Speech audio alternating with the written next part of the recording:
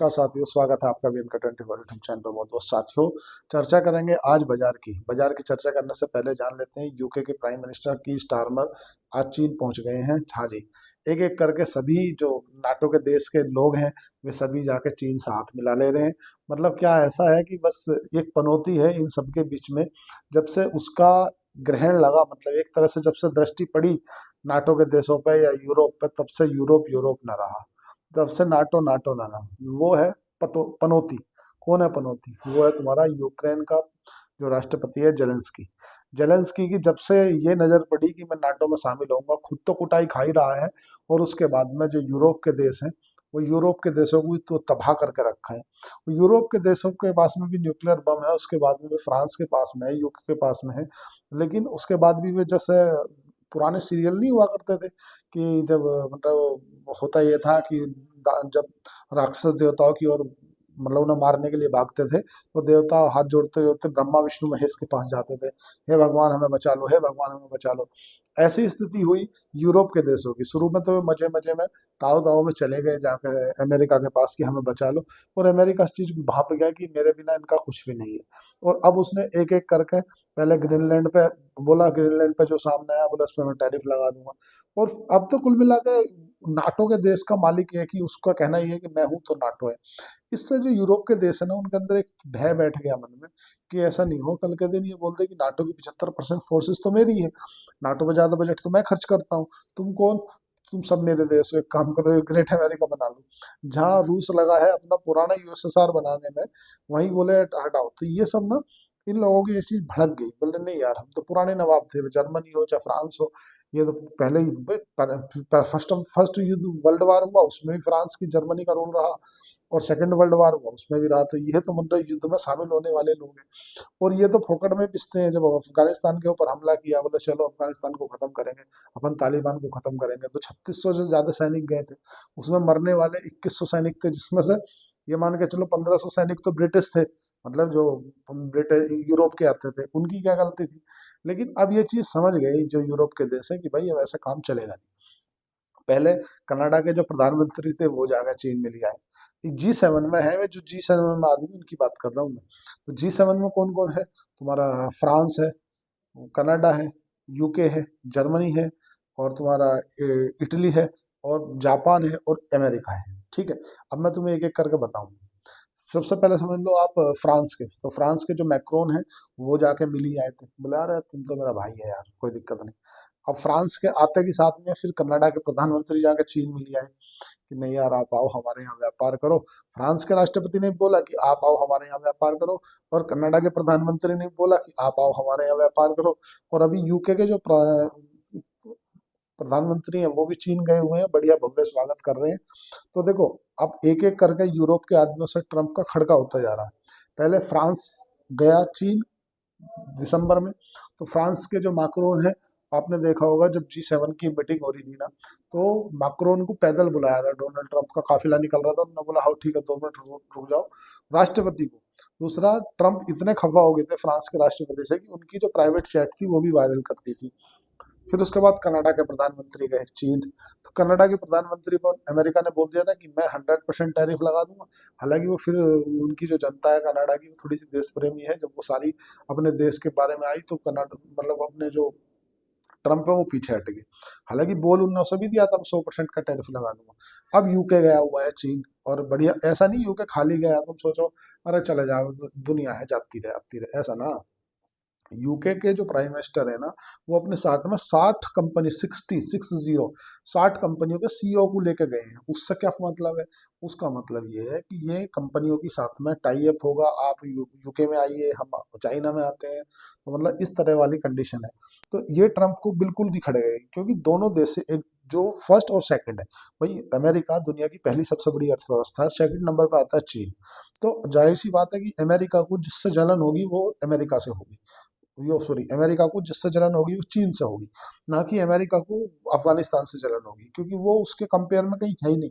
होता यही है ना कि भाई जो आपकी कुर्सी लेने वाला होता है उससे जलन होना स्वाभाविक है। तो आपको अमेरिका को किससे जलन है? चीन से इसलिए जा रहे हैं कि यार ये जिस हिसाब से इसके पूरे विश्व के अंदर इन्वेस्टमेंट बढ़ते जा रहे हैं, पूरे विश्व में इसका ट्रेड व्यापार बढ़ता जा रहा है, पूरी दुनिया के अंदर 34% मैन्युफैक्चरिंग इसकी है, पूरे दुनिया में जितने जहाज हैं 62% इसके पास हैं, इसी के बने हुए जहाज हैं शिप बिल्डिंग वाले। और पूरी दुनिया के अंदर जितने भी मतलब रियल अर्थ मटेरियल हैं उस पर चीन का कंट्रोल है, चांदी पर चीन का कंट्रोल है, गोल्ड पे एक तरह से जो ब्रिक्स जैसी करेंसी बना लेगा तो डॉलर को बिल्कुल मोनोपोली टूट जाएगी। तो ये ट्रंप को बिल्कुल फूटी आंख नहीं संवारता। तो उनने जो कनाडा के प्रधानमंत्री है उन्हें भी बोल दिया था कि बोले अगर तुम ऐसे जाओगे तो मैं तुम्हारे को 100% का टैरिफ लगा दूंगा। और जो फ्रांस के राष्ट्रपति हैं उनसे तो उनका 36 का आंकड़ा चल रहा है, अभी वो बात बाहर नहीं आ रही। इनका सबका पनौती एक ही है, वो है यूक्रेन का राष्ट्रपति जेलेंस्की। ना वो नाटो में जाने की जिद करता, ना इनके ऊपर ग्रहण लगता। और जब से ये 2022 से ये खुद भी खुट रहा है, आधे से ज्यादा रियल मटेरियल अपने अमेरिका को दे दिया, फिर भी ठुक रहा है, फिर भी नहीं मान रहा। और इसके चक्कर में अच्छा ये समझो कि अमेरिका ने ताव क्यों बताता है। अमेरिका ने इसलिए ताव बताता है कि मेरे को क्या है, मतलब रूस किस पे हमला करेगा, फ्रांस मतलब यूरोप के देशों पर हमला करेगा। और यूरोप के देश यूक्रेन को क्यों बचाने के लिए लड़े, क्योंकि यूरोप का और रूस का इसके बीच का बफर जोन है यूक्रेन। अगर यूक्रेन खत्म हो जाए तो उसके बाद पोलैंड, हंगरी और जर्मनी, लिथोपिया, ये सब पूरे जो यूरोप के देश लगेंगे। तो इसीलिए वो बार बार यूक्रेन को बचाने की कोशिश करते हैं। यूक्रेन बच जाए तो कम से कम जो नाटो के देश हैं और जो रूस है इनके बीच में एक बफर जोन क्रिएट होया रहेगा। तो इसलिए नाटो के जितने भी यूरोप के देश है वो सब नाटो चीफ को लेकर के अमेरिका जाते हैं, अमेरिका को बड़े बोले नहीं। अब ये सब के सब जाकर चीन के साथ हाथ मिला रहे हैं। ये चीज ट्रंप को और निभाएगी, क्योंकि पहले आपने उसे सिर पर चढ़ा लिया, पहले तो ये बोल दिया कि अब आप ही डैडी हुई है वो, उसके बाद में जो है आप उसे ऐसा करोगे तो ये बिल्कुल फूटी आंख नहीं समाएगी। कनाडा प्रधानमंत्री जाकर मिल लिए, फ्रांस के प्रधानमंत्री मिल लिए, और अभी जो यूके के पीएम है वो भी जाके मिल रहे हैं। तो यूके हो गया। और अभी जर्मनी के जो चांसलर हैं वो अभी फरवरी में यूके जाने वाले हैं, वो चाइना जाने वाले हैं। अब समझो आप, G7 में 7 देश, 7 में से 4 तो चले गए। फ्रांस चला गया, बढ़िया इकोनॉमी रखता है। जर्मनी फरवरी में जा रहा है, यूके चला गया, और तुम्हारा कनाडा चला गया। अब अमेरिका को ये समझ नहीं आ रहा कि ये हो क्या रहा है, मतलब अमेरिका की बुद्धि बिल्कुल खराब हो रही है कि यार ये सिस्टम नहीं समझ में आ रहा है कि सिस्टम हो गया क्या जाएगा, क्योंकि अल्टीमेटली पूरा सिस्टम तो खत्म हो गया। G7 के जितने भी देश थे, G7 बना था उसके लिए काउंटर करने के लिए इटली बचा है, जापान बचा है। तो मतलब जिस तरफ ज्यादा वोटिंग है, ज्यादातर कौन है भाई, जो बड़ी इकोनॉमी है जर्मनी है, यूके है, फ्रांस है, और तुम्हारा कनाडा है, बड़ी इकोनॉमी रखते हैं। ये जाकर चीन साथ मिला लिए, तो ये चीज कहीं ना कहीं अखर रही है, सब नहीं है। अब जो आपको दिख रहा है ना, बार बार सोना चांदी लोगों की जेब से बाहर होता जा रहा है, इतनी तेजी देखने के लिए मिल रही है। वो तेजी इसीलिए तो देखने के लिए मिल रही है क्योंकि अगर सपोज करो इन सब का चाइना से अच्छे संबंध हो जाते हैं, और चीन ने मान लो ताइवान पर कब्जा करने के लिए हमला कर देता है, और इन्होंने बोल दिया नहीं नहीं हम नहीं आएंगे, क्योंकि जो इनके जो सैनिक मरे थे ना अफगानिस्तान में, इसीलिए तो मरे थे कि नाटो का आर्टिकल 5 ये बोलता है कि अगर किसी एक देश पे हमला तो 32 के 32 देशों पर हमला मान लिया जाएगा। वो अमेरिका पे हमला हुआ था जब इन्होंने ओसामा बिन लादेन को मारा था, तो अमेरिका पे हमला हुआ था, तो ये सबके सब मरने गए थे, बोले चलो हम भी मारेंगे हम भी मारेंगे। तो अल्टीमेटली ये चीज यूरोप को अब समझ में आ गई है कि भाई अपना अपना कुछ देख लो, नहीं तो ये स्थिति गंभीर होने वाली है। चलो आज निफ्टी के ऊपर नजर डाल देते हैं, बाजार के ऊपर भी नजर डालना बहुत जरूरी है कि आखिरकार बाजार में क्या हुआ। अगर आज बात करोगे FII और DII की, तो आज विदेशी संस्थागत निवेशकों ने बिकवाली करी है 481 करोड़ रुपए की। DII की नजर डाल दे तो घरेलू संस्थागत निवेशकों ने 2780 करोड़ रुपए की खरीदारी करी है। अगर बात करें कि आज उसकी क्या स्थिति रही डॉलर इंडेक्स की, तो जो डॉलर इंडेक्स है बास्केट ऑफ करेंसी में वो 96 के आसपास बना हुआ है, जिससे जो मेटल के शेयर है उनके अंदर तेजी देखने के लिए मिल रही है। अगर आज बात करोगे निफ्टी की तो 76 पॉइंट तुम्हारा निफ्टी चढ़ गया है। और अगर बात करोगे सेंसेक्स की तो 359 पॉइंट सेंसेक्स चढ़ा है, 221 पॉइंट के आसपास बैंक निफ्टी में तेजी देखने के लिए मिली। अगर गोल्ड और निफ्टी का रेशो निकाल के देखोगे, मतलब जो गोल्ड का रेशो होता है निफ्टी का अगेंस्ट में, तो वो 1.6 पे है। तो ये इतिहास में 2 बार हुआ है अभी तक, 2008 में हुआ है और 2020 में हुआ है। इसका मतलब जो इक्विटी है, इक्विटी मतलब शेयर बाजार, वो काफी सस्ता है गोल्ड के मुकाबले। गोल्ड का और निफ्टी का एक रेशो निकाला जाता है। वो रेशो परफेक्ट पैरामीटर नहीं होता, लेकिन जो जानकार हैं, पुराने विशेषज्ञ हैं, वो इस चीज को मानते हैं कि जो निफ्टी का रेशो जो 2 के आसपास रहती है, जो गोल्ड का जब भी 2 के नीचे जाता है उसके बाद जनरली निफ्टी ने, या निफ्टी नहीं समझो आप, इक्विटी समझो, इक्विटी ने अच्छे रिटर्न दिए। 2008 में जो गोल्ड का इक्विटी का जो रेशो हुआ था वो 1.9 हो गया था, और 2020 में जब कोविड क्रैश हुआ था उसके बाद ये जो रेशो था वो 1.87 हो गया था, 87। और अभी जो निफ्टी का और इक्विटी का और गोल्ड का जो अभी रेशो है वो 1.6 है। मतलब वो अभी तो वो बहुत ही ओवरसोल्ड है। मतलब जो गोल्ड है ना, गोल्ड के अगेंस्ट में निफ्टी काफी, इक्विटी मार्केट मतलब शेयर बाजार काफी सस्ते हैं, यहाँ से हो सकता है रैली देखने के लिए मिले। ये एक रेशो होता है। अगर बात कर लेते हैं Indian oil corporation of India, IOCL के चेयरमैन ने बताया है कि जो एविएशन इंडस्ट्री में लगने वाला फ्यूल है उसके लिए केवल इंडियन ऑयल कंपनी ही परफेक्ट और बेहतरीन है। मतलब उसके लिए जो लाइसेंस मिला हुआ है वो आईओसीएल को ही है अभी तक। मतलब बहुत सी कंपनियां हैं जो बनाती हैं, लेकिन आईओसीएल, आप देख रहे हो ना आईओसीएल पे 2-3 दिन से मूवमेंट दिख रहा है। उसके पीछे कारण ये है कि उसके चेयरमैन ने बताया कि आकाशा एयरलाइंस के साथ में जो फ्यूल, हवाई जहाज में फ्यूल डलता है, उसके लिए करार हुआ है, और वो यही कंपनी देती है ना, एचपीसीएल देती है ना बीपीसीएल देती है, ये केवल आईओसीएल देती है, इंडियन ऑयल कॉरपोरेशन। और ऑयल इंडिया जो आईओसीएल की जैसी एक ऑयल इंडिया वो देती। बांग्लादेश की स्थिति हो रही है खराब। बांग्लादेश की धागा मिल जो है ना, वो लगभग 70% धागा मिलों का ताला लग चुका है। जैसे मैंने एक वीडियो में आपको पहले ही बताया था कि बांग्लादेश को भारत से जाने वाला जो ड्यूटी फ्री यान था ना, देखो आप जब एक टेक्सटाइल इंडस्ट्री को पढ़ते हो तो आपको केवल एक ही इंडस्ट्री लगती है कि कपड़ा नहीं, लेकिन इसमें कपड़ा मैन्युफैक्चरिंग अलग होता है, रेडीमेड गारमेंट अलग होता है, धागा इंडस्ट्री अलग होती है। इसीलिए भारत के अंदर भी धागा उद्योग और कपड़ा उद्योग अलग अलग है। 2 उद्योग है, एक धागा उद्योग है, एक कपड़ा उद्योग है। तो भारत के अंदर से जो यान जाता था बांग्लादेश में, वो बांग्लादेश ड्यूटी फ्री जाता था, जिसके चलते जो बांग्लादेश में खुद की कंपनियां थी वो वहाँ पर्याप्त प्रोडक्शन कर नहीं पा रही थी। क्यों नहीं कर पा रही थी? सेम वही कंडीशन में जो आपसे बताता था कि अगर भारत में स्टील है, अभी भारत एंटी डंपिंग ड्यूटी लगाता है स्टील के ऊपर। मतलब जो चाइना से आने वाली स्टील है उसके ऊपर हम स्पेशल ड्यूटी लगाते हैं। यही कारण है कि हमारी एनएमडीसी स्टील जैसी, टाटा स्टील या सेल अथॉरिटी ऑफ इंडिया जैसी कंपनियों की जो स्टील है वो भारत में बिक पाती है।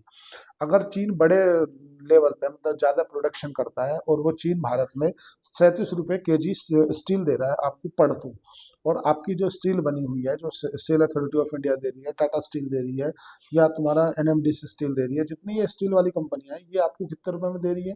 वही स्टील बना के 50 रुपये में दे रही है, तो आपको 37 रुपये में घर आके पड़ रही है। तो आप क्या बोलेगा? अगर ड्यूटी फ्री कर देते हैं, अगर आप चाइना वाली स्टील को ड्यूटी फ्री कर देते हो तो चाइना की स्टील आपके यहाँ कितने में पड़ेगी? 37 रुपये में। और ये अपने यहाँ जो बना रही है, जो मैन्युफैक्चरिंग कॉस्ट आ रही है वो कितने में आ रही है? इनकी जो पड़ रही है लागत वो 50 रुपये, तो ये 55 में बेच रही है, 5 रुपये का मार्जिन रख के। तो होता क्या है कि सरकार इस पर 20% के आसपास की एंटी डंपिंग ड्यूटी लगाती है। मतलब एक फिक्स, मतलब एक रेशो बता रहा हूँ मैं आप ये नहीं सोचो कि इतना ही लगाती है, बट उसके पीछे कारण क्या है कि ताकि भारत में सस्ती स्टील दूसरे देश से ना आ सके। जस्ट इसलिए देखना पड़ता है कि कई बार ऐसा होता है कि ये बंद हो जाता है। अगर मान लो कोई 37 रुपये की है तो 37 का मतलब है कि वो आपको जो पड़ते में पड़ रही है ना एंटी डंपिंग ड्यूटी के साथ में 45 या 46 रुपये में पड़ रही है, और 50 में आपको भारत की पड़ रही है। तो आप क्या सोचते हो कि चलिए यार ठीक है, मतलब इतना तो नहीं जाता है। ऐसे ही जो बांग्लादेश है, बांग्लादेश ने भारत से जो जाने वाला यान था वो ड्यूटी फ्री रखा, जिसके चलते बांग्लादेश की अपनी कंपनियां ठप हो गई। क्योंकि भाई वहाँ पे जो 85% काम है ना वो बांग्लादेश में काहे का है? वो है कपड़ा से। और कपड़ा काय से बनता है? धागे से बनता है। धागा वहाँ मान लो 100 रुपये का पड़ रहा है, भारत का धागा 70 में पड़ रहा है, तो 70 वाला लेंगे वो। तो इससे उनकी कंपनियां बनाएंगी, क्योंकि बना नहीं रहे तो जो लोग बाग जो काम कर रहे थे वो घर बैठ गए। घर बैठ गए तो परिस्थिति गंभीर होगी। अब इससे क्या होगा? इससे 2 चीजें होंगी। पहली तो ये कि उनके यहाँ फैक्ट्रियां बंद होंगी। फैक्ट्रियां बंद होगी तो लोग बाग बेरोजगार होंगे। बेरोजगार होंगे तो मोहम्मद यूनुस जो कि वहाँ के एक मतलब एडवाइजर बने बैठे हैं, उनको कर रहे आएंगे, बोले कि तुम जब से आए हो, जब से हमारी फैक्ट्रियां बंद हो गई। कहाँ एक तरफ भारत पर 50% टैरिफ लगा था, उसके बाद में भी भारत का जो एक्सपोर्ट रहा है वो 4% बढ़ के हुआ। मतलब अगर हम 100 रुपये का एक्सपोर्ट करते थे तो इस बार हमने 104 रुपये का एक्सपोर्ट किया है। और जहाँ आपके ऊपर टैरिफ भी 15% था, उसके बाद में भी आप अपने देश की कंपनियों को वो नहीं प्रोडक्शन नहीं करा पाए। बात समझो, जीडीपी क्या है? Gross domestic product. Gross domestic product, तो जब आपकी देश के अंदर कुछ बनेगा ही नहीं तो आपकी जीडीपी कहाँ से ग्रोथ करेगी? ये समझ रहे हो आप? अब बात कर लेते हैं भारत के ऊपर जो इकोनॉमिक एडवाइजर है उनकी तरफ से क्या इशू आया। देखो, अभी इकोनॉमिक एडवाइजर का कहना ऐसा है कि अभी रुपये को संभालने का कोई प्लान नहीं है आरबीआई का। अगर रुपया नहीं संभाल रहे तो क्या होगा? देखो, सबसे पहले ये समझ लो कि भारत का ट्रेड कितना है। तो लगभग लगभग मोटा मोटा मान के चलो 16 लाख करोड़ रुपए का ट्रेड है। अगर भारत का 16 लाख करोड़ रुपए का ट्रेड है तो भारत 38 लाख करोड़ रुपए का तो माल बेचता है, और लगभग लगभग ये मान के चलो 122 लाख करोड़ रुपए का माल खरीदता है। अब जब इतना बाकी का पैसा कहाँ है भाई? टोटल तो डिफिसिट हुआ। जो हमारा करंट अकाउंट डेफिसिट होता है वो भरपाई कहाँ से होती है? जो इतना हमने टोटल, हमने मान लो इसे और छोटे लेवल में आ जाए, इतना बड़ा नहीं, जो 16 हजार रुपए का माल हमने, हमारा जो दूसरे देशों के साथ में व्यापार है वो 16 हजार रुपए का। 16 हजार रुपये में से हम 3200 रुपए का माल तो बेचते हैं दूसरे आदमियों को, ठीक है, और 12,200 रुपए का सामान खरीदते हैं। तो अल्टीमेटली बाकी का जो बचा हुआ पैसा है ना, वो तो हमें डॉलर के फॉर्म में देना पड़ा। इसकी मैंने पीछे की 4-5 जो जीरो थी वो खत्म कर दी। तो 12,200 रुपये तो हमें देना पड़ेगा। फिर हमारे पास में एंट्री होती है रेमिडेंस की। रेमिडेंस जर्नल क्या है? जो हमारे जो आईटी या मतलब जो कामगार लोग हैं जो दूसरे देशों में काम करते हैं, वो जो बाहर काम करने गए हुए हैं, उनका जो पैसा आता है वो रेमिडेंस कहलाता है। मतलब उनका जो पैसा एक तरह से हर महीने तनख्वाह आए, या आईटी कंपनी कोई ऑर्डर मिले दूसरे देशों से, तो वहां से जो डॉलर प्राप्त होते हैं हमें, अल्टीमेटली सर्विस से, जो सर्विस सेक्टर से पैसा प्राप्त होता है हमें, वो हमें रेमिडेंस कहलाता है। तो जो हमारा करंट अकाउंट डेफिसिट है ना, उस डेफिसिट में से वो रेमिडेंस घटा भी दो ना, जो रेमिडेंस आता है, तो भी भारत मतलब नेगेटिव में ही रहता है। अब समझ लो बाकी का वो पैसा कहाँ से जाता है? फिर हमारा करंट अकाउंट डेफिसिट आ जाता है। मान लो, ऐसा समझ लो, हमें 12,200 रुपये देने थे किसी को, 8,000 रुपये हमारे रेमिडेंस के रूप में आ गए। आते तो 3 लाख करोड़ रुपए हैं, 8,000 नहीं आते।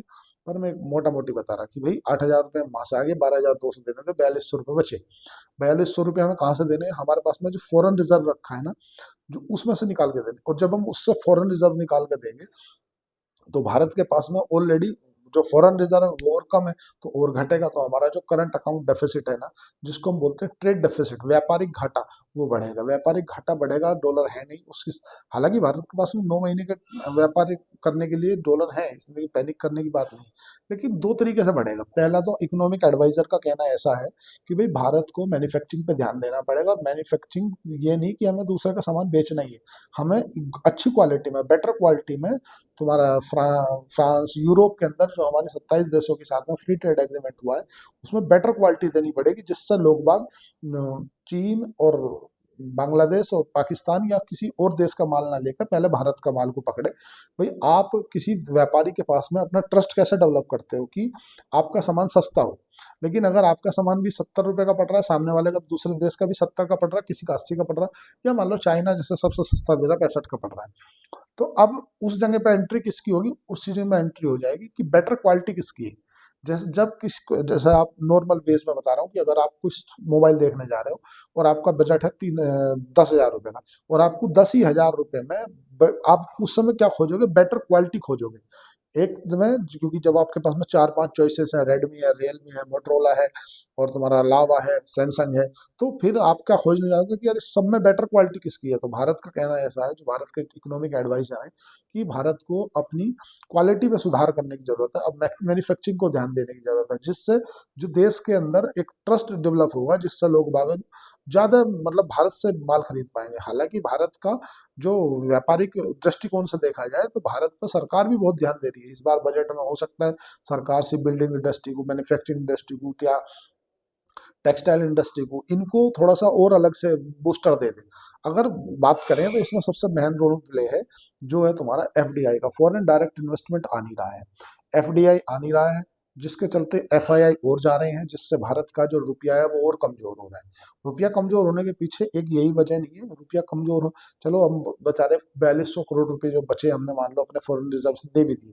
हालांकि पिछले महीने मतलब जो पिछला क्वार्टर था उसमें भारत का जो करंट अकाउंट डेफिसिट था वो 8,500 करोड़ रुपए का था, 3 महीने का 8,500 करोड़। लेकिन चलो हम उसको छोड़ें, वो जान भी दें, तो उसके बाद में भी एंट्री होती है एफडीआई की, फॉरेन डायरेक्ट इन्वेस्टमेंट, और एफआईआई, विदेशी संस्थागत निवेशक। तो ना तो भारत के देश के अंदर एफडीआई आ रहे हैं और ना एफआईआई आ रहे हैं। उसके लिए भारत को मतलब अभी बजट में सरकार को अपने कुछ नियम है, उन नियमों में ढील देने की आवश्यकता है। जैसे जैसे कि सरकार को चाहिए कि सरकार इस बार जो एसएसटी है, सिक्योरिटी ट्रांजेक्शन टैक्स है ना, उसमें जो एफआईआई है उनको थोड़ी रियायत दे दे, क्योंकि वो जब भी माल खरीदते हैं या बेचते हैं तो बल्क में खरीदते हैं, और 10,000 करोड़ का, 1,000 करोड़ का, 5,000 करोड़ का, अगर आपने 0.1% भी लिया तो उनकी काफ़ी लग जाता है। दूसरा क्या है, एफडीआई को थोड़ा सा अपने रियायत के साथ साथ में, हो सकता है कहीं सरकार को झुकना पड़े, कहीं समझौते करने पड़े तो कर लेने चाहिए, क्योंकि टेक्सटाइल इंडस्ट्री भारत की सबसे ज़्यादा प्रभावित हुई है अमेरिका के साथ में टैरिफ लगने के बाद में। और ट्रंप जैसे व्यक्ति के साथ में ट्रस्ट करना उतना ही रिस्की है जितना आप आग से खेल रहे हो, क्योंकि वो कभी कब बोल देंगे, क्या बोल देंगे, कोई तय नहीं है। अगर बात करोगे अभी के जो सोना और चांदी में जो उछाल आया ना, उसके पीछे अकेला ट्रंप है और दुनिया की कोई ताकत नहीं है। ट्रंप ने ही पूरी दुनिया में अनसर्टेनिटी फैलाई है। ट्रंप ने ही ईरान पे हमला करूंगा, ईरान भूल गया तो उसके ग्रीनलैंड याद आ गया, ग्रीनलैंड भूल गया तो उसके फिर कुछ और याद आ गया। मतलब उसने पूरी दुनिया में अनिश्चितता फैला के रखी है। और कभी इस पे टैरिफ, कभी उस पे टैरिफ, कभी इसके डॉलर डॉलर नहीं रहेंगे, मैं उस पर जीरो टैक्स लगा दूँ, 100% टैरिफ लगा दूँ। मतलब दुनिया को चैन से नहीं रहने दे रहा डोनाल्ड ट्रंप। इसी कारण अनसर्टेनिटी फैली है। अमेरिका के बाजार के अंदर पैनिक फैल रखा है। अमेरिका के जो नेस्डैक है ना, वो 412 पॉइंट टूटा है। S&P 500 6 पॉइंट टूटा है। अगर बात करो डाउजोन की, तो डाउजोन भी 150 पॉइंट गिरावट के साथ ही अभी कारोबार कर रहा है। क्यों गिरावट है? गिरावट की एक ही वजह है, वो डोनाल्ड ट्रंप। डोनाल्ड ट्रंप क्यों है? क्योंकि वो कब क्या बोलते हैं कोई पता नहीं है। और वो है पुराने एंकर, वो न्यूज मीडिया में एंकर थे, तो उनकी आदत है, उनको आप माइक दिखा दो वो हट से बोल देते, कुछ भी बोल देते। लेकिन साथ में ये भी ध्यान देना होगा कि भारत की जीडीपी उतनी दूसरे देशों के साथ, जैसे अगर हम कंपेयर करें, तो उतनी लथल पछल नहीं है। परिस्थिति सही है, पर आउट ऑफ मतलब परिस्थिति नाजुक है, बट आउट ऑफ कंट्रोल नहीं है, कंट्रोल में है। अब ऐसी उम्मीदें जताई जा रही है इकोनॉमिक एडवाइजर के मुताबिक कि अभी मैं एक इकोनॉमिक को लेकर के स्पेशल एक वीडियो बना दूंगा कि इकोनॉमिक एडवाइजर ने क्या कहा, क्या क्या कहा, कितनी जीडीपी रहेगी, कहाँ पे हो सकता है, कहाँ अलग से रिजीम देने की उम्मीदें हैं। तो इन चीज़ों को देखते हुए देश के अंदर आर्थिक जो हालात हैं, आर्थिक जो सर्वेक्षण हुआ है, उसके आधार पर सरकार को कुछ देने की आवश्यकता है। सरकार ही कुछ दे तो कुछ हो पाए। क्योंकि अगर बात करेंगे ना रुपया, तो रुपया अभी आरबीआई संभालने के पक्ष में नहीं है। अभी ऐसी स्थिति है कि हमारा जो खिलाड़ी है, ऐसा मान लो देश, हमारा खिलाड़ी अच्छा खेल रहा है, लेकिन देश के अंदर जो हालात बने हैं ना, वो हालात बने हैं दूसरे इकोनॉमिक कारण, मतलब वर्ल्ड वाइज जो घट रहा है उसके कारण। इसका मतलब ये है कि जो एम्पायर है ना, वो किसी दूसरी टीम का है। भारत खिलाड़ी अच्छा खेल रहा है, मतलब भारत की अर्थव्यवस्था पे संकोच नहीं करना कि यार खराब है, ये अर्थव्यवस्था सही है। बट परिस्थिति क्या है? परिस्थिति ये है कि देश में अभी तक हो सकता है इस बार से जो निर्मला सीतारमन है, वो जो आने वाला तुम्हारा लॉन्ग टर्म कैपिटल गेन्स है उसमें भी को बदलाव कर दे, शॉर्ट टर्म कैपिटल गेन्स में बदलाव कर दे, क्योंकि सरकार ने 2-3 कदम तो उठा लिया। जीएसटी कट करके देख लिया, ठीक है, उससे तुम्हारा जो 12 लाख से 12 लाख तक का आपको टैक्स फ्री में रिजीम दे दी। उसके बाद मतलब अधिकतर जो कुछ करके देख लिया, लेकिन अब ना कुछ एडिशनल करने की आवश्यकता है देश में। अभी हालात टैरिफ वैरिफ लगने के चक्कर में सही नहीं चल रहे, इसलिए सरकार को आवश्यकता है कुछ करे। निफ्टी का जो पुट कॉल रेशो है वो तुम्हारा 9.8 के आसपास है, मतलब ज़्यादा ओवर सोल्ड भी नहीं है, ज़्यादा ओवर बोट भी नहीं है। परिस्थिति बनेगी आज बाजार के अंदर जब भी आप सुबह खुलेगा, क्योंकि कल का ही दिन बीच में है, फिर सैटरडे को बाजार बंद है और संडे को जो है बाजार आने वाला है, सच मतलब बजट आने वाला है। तो बजट से जो पहले जो बाजार में उठापटक होनी थी, अभी जो बाजार में आपको तेजी दिख रही है ना, इसके पीछे जो घट रहा है ना, वो सब अभी बाजार इग्नोर कर रहा है।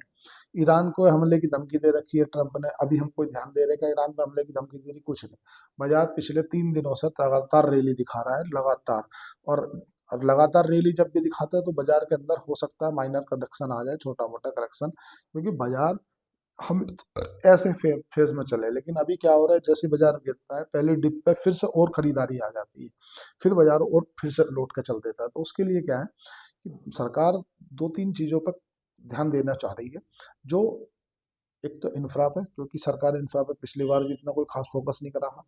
इंफ्रा से रिलेटेड जो तुम्हारा रोड है, ब्रिज है, जो सरकारी प्रोजेक्ट हैं वो मिलेंगे, तो जो सीमेंट इंडस्ट्री वाले शेयर हैं वे दौड़ेंगे। डिफेंस है, क्योंकि डिफेंस में भी सरकार को चाहिए कि दूसरे देशों में, जैसे पाकिस्तान बेच रहा है। हालांकि पाकिस्तान का फाइटर जेट कोई काम का नहीं है, मैं नहीं मानता, पर फिर भी उसे कहीं ना कहीं भारत को डिफेंस में ऐसा उम्मीदें लग रही है कि 80,000 करोड़ रुपए के आसपास एडिशनल फंड मिल सकता है। और जैसा कि रेलवे में कवच सिस्टम को बढ़ावा देने के लिए, क्योंकि 1500 किलोमीटर के आसपास का कवच है और ज़्यादा करना, जिससे भारत में जो हादसे और उन हादसों का लगाम लगाई जा सके। भाई हादसे मेन चीज़ है, ऐसा नहीं है। मतलब आए दिन आपको देखने के लिए मिलता है कोहरे में, वो ट्रेन इस पे चढ़ गई, पिछले सवाल अभी मथुरा में चढ़ी थी, फिर एक पटना में बिखर गई थी, एक इधर बिखर गई थी। वो क्यों? क्योंकि कवच सिस्टम के कारण। जिस तरह से हमारी जो रेलवे लाइन है वो आधुनिकता की ओर बढ़ रही है, तो उससे उस हिसाब से टेक्नोलॉजी के साथ चलना पड़ेगा। टेक्नोलॉजी इतनी है नहीं, आधुनिकता ज़्यादा होगी तो जरूरत से ज़्यादा कहीं भी कांड हो जा रहे हैं। अमृत भारत, वंदे भारत, इस तरह की जो ट्रेन है, बुलेट ट्रेन है, अहमदाबाद मुंबई वाला जो प्रोजेक्ट है, उसको भी पूरा करने के लिए सरकार हो सकता है लगभग 2.5, अभी पिछली बार 2,50,000 करोड़ का बजट था रेलवे का, इस बार हो सकता है 2,60,000 करोड़ के आसपास में बजट हो जाए। फिजिकल डेफिसिट को कम करने के लिए हो सकता है सरकार कुछ, अभी जो बजट होता है वही डिसाइड करता है भाई अल्टीमेटली किस ओर रूट बैठने वाला है। परिस्थिति ये है कि भाई शेयर मार्केट है, देखो दो धारी तलवार, आगे भी चलती है पीछे भी चलती है, बहुत कोशिश होकर चले। और स्टॉक मार्केट में ना, मैं 90% लोगों को ऐसा देखा हूँ, मतलब मैं रियलाइज पाया हूँ कि वो हमेशा, मतलब एक मिस्टेक दूर होते हैं। भाई आपको नहीं समझ में आता, कोई बात नहीं, आप मतलब बिना वित्तीय सलाहकार के मत जाओ, क्योंकि देखो पैसे को लेकर के आप रिस्क मत लो। पैसा पैसा होता है, अगर आप फाइनेंशियली रिस्क लोगे और बिना वित्तीय सलाहकार के जाओगे, नुकसान कर लोगे, कोई मतलब की बात है नहीं। क्योंकि अल्टीमेटली शेयर मार्केट भी ऐसा ही है जैसे आप क्रिकेट खेलते हो, क्रिकेट में आपका विकेट बचा रहना बहुत जरूरी है, तो आप लंबे लंबे शॉट खेल पाओगे। ऐसे ही शेयर मार्केट में आपका पैसा बचा रहना जरूरी है। वो अलग चीज़ है कि आपका 100 का घटका 80 रह गया, 70 रह गया, है तो सही ना। जब आप उससे बाहर निकल जाते हो तो आप विकेट, मतलब क्रीज से ही बाहर निकल जाते हो, आप पवेलियन में चले जाते हो। तो मार्केट में बने रहना बहुत जरूरी है, क्योंकि मार्केट, शेयर मार्केट जो है ना, ये समझ लो हवा के जैसी है। अब एक बार ऐसे आएगी तो फिर एक बार ऐसे भी आएगी, तो शेयर मार्केट में उतार चढ़ाव लगा रहता है। जो भी कुछ डिसीजन लें, जो करें, वित्तीय सलाहकार से पूछ के ही लें। मेरे वो फ्रेंड पूछते हैं, जगदीश पूछ रहे थे कि क्या अभी सोना और चांदी में निवेश करना बेहतर है। देखो क्या है, इसमें बड़े बड़े जो एनालिस्ट हैं वो सब फेल हो चुके हैं अब वर्तमान की स्थिति में, क्योंकि जो बोलता है कि मैं बता दूंगा क्या खरीदना है क्या बेचना है, वो उसका मतलब है कि कहीं ना कहीं तुक्के मार रहा है। तुक्के क्यों मार रहा है? क्योंकि वर्तमान की परिस्थिति ऐसी नहीं बची है जो आप कुछ बोल पाओगे। क्योंकि आप जब तक कुछ प्रेडिक्ट करोगे, अभी जो मार्केट के अंदर जो बाइंग चल रही है ना, वो फंडामेंटल बाइंग नहीं है, वो पैनिक बाइंग है। क्योंकि ऐसी खबरें निकल के आ रही हैं कि जो बैंक है ना, वो बैंक जो 4500 औंस प्रति डॉलर के आसपास गोल्ड पहुंचा, उसके बाद से खरीदना बंद कर दिए, क्योंकि उन्हें लगने लगा कि ओवरबोट हो चुका है गोल्ड। अभी तुम देखो 2.20, 1.20 के आसपास चल रहा था, 1.35 आया, फिर 1.20 से 1.35 आया, फिर अभी 1.80 पहुंच गया। मतलब ये पैनिक बाइंग है, पैनिक बाइंग है। कब तक चलेगी, क्या होगा, कुछ नहीं कहा जा सकता। पता चलेगा आपको कोई एडवाइस दे दे कि नहीं आप तो गोल्ड और सिल्वर खरीद लो, ऊपर से फिर गिर जाए, तो भाई ऐसा काम करना नहीं। क्योंकि एक चीज का एक कोई फोमो होता है कि नहीं नहीं नहीं नहीं नहीं नहीं नहीं नहीं नहीं नहीं। एक साल में डबल हो गया गोल्ड, 80,000 से, और डबल से भी ज्यादा हो गया। चांदी हर दिन 20-30-40 हजार, 20-30-40 हजार पर डे बढ़ रही है। आज तो बल्कि चांदी के अंदर भी 2,20,000 का पर सर्किट लगा, सॉरी 4,40,000, 4,20,000 का पर सर्किट लग गया। अपर सर्किट क्यों लग गया? क्योंकि चांदी के अंदर जो पैनिक फैला हुआ है। पैनिक किस लिए फैला है? ट्रंप के कारण। अभी उन्होंने बोल दिया कि मेरे तो एक और, मतलब 7 नेवल शिपों का जो जहाज है वो और निकल गया। मतलब वो इतना पगला गया है कि दुनिया में उसके दिमाग का इलाज करा लो तो समझ लो सब आपने जंग जीत ली। वो व्यक्ति, एक ट्रंप ऐसा व्यक्ति है जिसने पूरी मेटल इंडस्ट्री को हिला के धर रखा है, और अपने देश की अर्थव्यवस्था है वो उसको समझ में नहीं आ रही। अभी फेडरल बैंक का जो अभी रेपो रेट में बदलाव आना था, फेडरल बैंक ने यथावत रखी, इस पे भी ट्रंप ना, और वो आपस में लड़ रहे हैं। ट्रंप ने कहा कि हमने कहा था जब तुम्हें ब्याज दरों में कमी करनी है, तो जो फेडरल बैंक के चेयरमैन है जयराम पवेल, उन्होंने कहा कि भाई तुम्हारे कहने से नहीं होगा ना, मुझे ऐसा लगता है कि देश के अंदर अभी आर्थिक हालात सही नहीं है, और अगर मैं ब्याज दरों में कमी कर दूंगा तो हो सकता है कि ब्याज रेपो रेट कटने से महंगाई और आ जाए। तो क्या है कि इन्फ्लेशन ज्यादा होने के चलते वो पहले ही सोच रहे हैं कि भाई ब्याज दरों में कमी ना करी जाए। लेकिन ट्रम्प तो ट्रम्प है, ट्रम्प को लगता है कि ये जो दुनिया है ना वो उसकी बकौती है, वो उसको जैसे चलाना चाहेंगे वैसे चलाएंगे। और दिक्कत ये है कि उनकी सुनते नहीं है जो जयराम पवेल है वो। अगर कहीं ना कहीं फेडरल बैंक आकर के रेट कट कर देता है तो फिर सोने चांदी में और आग लगेगी। सोना चांदी में क्यों आग लगेगी कि जब भी रेट कट करता है, आप देखते हो कोई हमारे आरबीआई बैंकों ने ब्याज दरों में कमी करी, उसके बाद से सोना चांदी हाई हो गए। तो जब भी कोई वर्ल्ड के बैंक ब्याज दरों में कमी करते हैं या भारत के बैंक ब्याज दरों में कमी करते हैं, तो उससे रुपया कमजोर होता है और सोना चांदी और भागता है। तो अगर गलती से फेडरल बैंक रेट कट और कर देता तो और सोना चांदी ऊपर भाग जाता। और ट्रम्प चाहते ही है कि रेट कट हो, मतलब एक तो कड़वा ऊपर से नींद पे चढ़ गया। पूरी दुनिया में अगर एक ही व्यक्ति है जिसने पूरी दुनिया को परेशान करके रखा है, वो है ट्रम्प, डोनाल्ड ट्रम्प। और अपनी देश की स्थिति ऐसी खराब है, और उन्होंने अपने यहाँ के जजों को भी बोल दिया कि अगर आपने जो है टैरिफ लगाया, टैरिफ को गलत सिद्ध कर दिया ना, तो देश को रोड पे आ जाएगा। बोले कि हमारे पास स्थिति नहीं है, हमारे पास $38 ट्रिलियन का पहले ही कर्ज है और $30 ट्रिलियन की इकोनॉमी है। उसके बाद में जो जापान है, जो तुम्हारा चीन है, भारत है, और जो और देश हैं, वो हमारे जो गवर्नमेंट सिक्योरिटी है वो बेच रहे हैं, उसके अगेंस्ट में डॉलर खरीद रहे हैं, मतलब ले रहे हैं, और उससे गोल्ड खरीद रहे हैं। तो गोल्ड, हमारे डॉलर की पहली मोनोपोली टूट रही है, हमारे पास में पैसा पर्याप्त है नहीं। और अगर आप और भी ऐसी स्थिति करोगे तो हम खत्म होने वाले हैं। तो अब स्थिति ऐसी घबराहट वाली है, मतलब जो गोल्ड के अंदर अभी खरीदारी चल रही है वो घबराहट के, पैनिक की खरीदारी है।